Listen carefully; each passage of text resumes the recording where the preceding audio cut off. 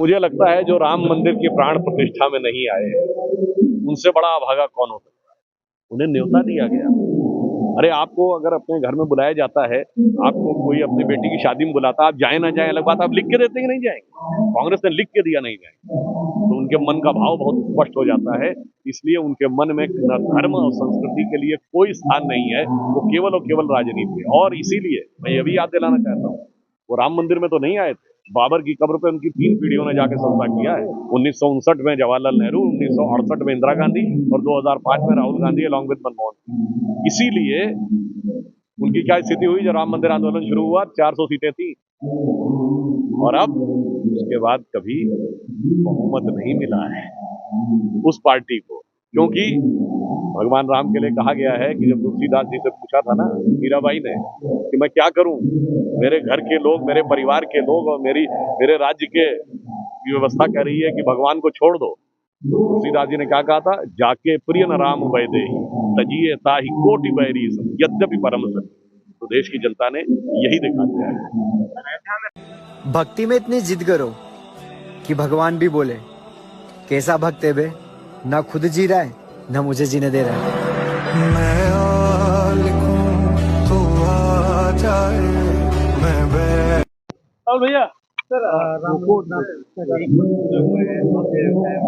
यहाँ आवाज जाता है, ठीक है। देखिए, श्री राम लला विराजमान की प्राण प्रतिष्ठा के 1 वर्ष पूर्ण हुए हैं, और ये 500 वर्षों के बाद जो ये अवसर आया था, हम लोग जब छोटे थे और उसके बाद जब भाजपा में आए तो लोग ये कहते थे, भाई वो लोग कह रहे हैं रामलला हम आएंगे मंदिर वहीं बनाएंगे, तारीख नहीं बताएंगे। वो तारीख का रहस्य नहीं समझ पा रहे। तारीख का रहस्य ये था कि भगवान राम इस बात का इंतजार कर रहे थे कि जब वो प्राण प्रतिष्ठित होंगे तो जिले का नाम फैजाबाद नहीं अयोध्या होगा। जब वो प्राण प्रतिष्ठित होंगे तो महाकुंभ इस बार प्रयागराज में हो रहा है, इलाहाबाद में नहीं हो रहा है।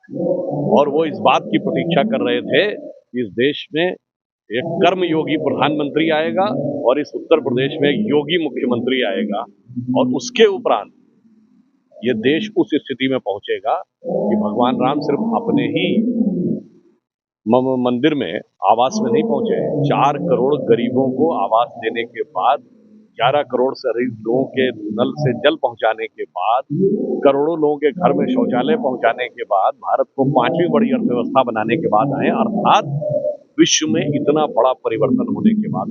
तो आज इसलिए मुझे प्रसन्नता होती है कि जो हम लोग उस समय गीत गाते थे, अप्रैल 87 की रैली हुई थी अयोध्या में, मैं आया था बालक के रूप में, तो आप सबने ध्यान होगा ना, वो सौगंध राम की खाते हैं मंदिर वहीं बनाएंगे।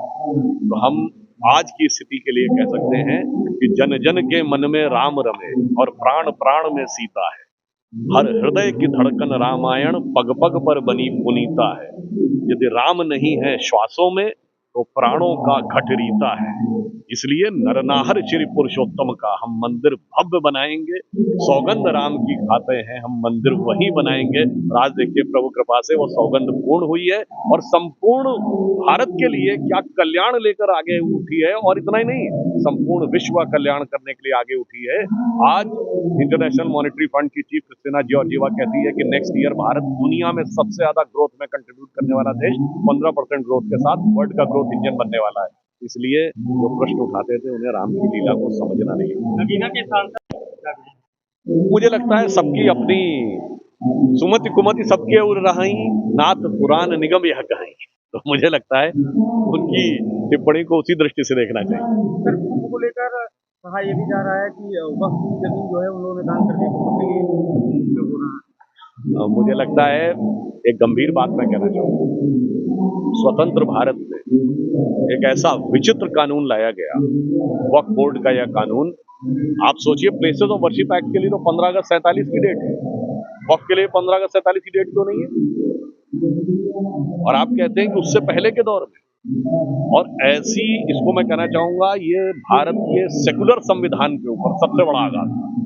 इसलिए मैं उसको कहना चाहता हूं कि जिन आधारों के ऊपर दावे किए जा रहे हैं, जैसे सूरत नगर निगम की जमीन पे दावा है मुगल काल के आधार को लेकर, तमिलनाडु के तिरुचिरापल्ली के मंदिर पे दावा है कि 1562 में अरकाट के नवाब ने दे दिया था।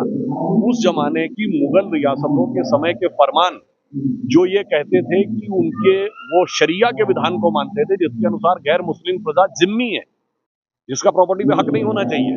तो मैं पूछना चाहता हूं जो हमारे तथाकथित सेकुलर लोगों से कि आपने क्या हिंदुस्तान की जनता को जिम्मी बना के रखा था? अदरवाइज उस जमाने के फरमान स्वतंत्र भारत के सेकुलर संविधान में कैसे आ गए? इसलिए ये भारत के सेकुलर संविधान के लिए सबसे बड़ी चुनौती है।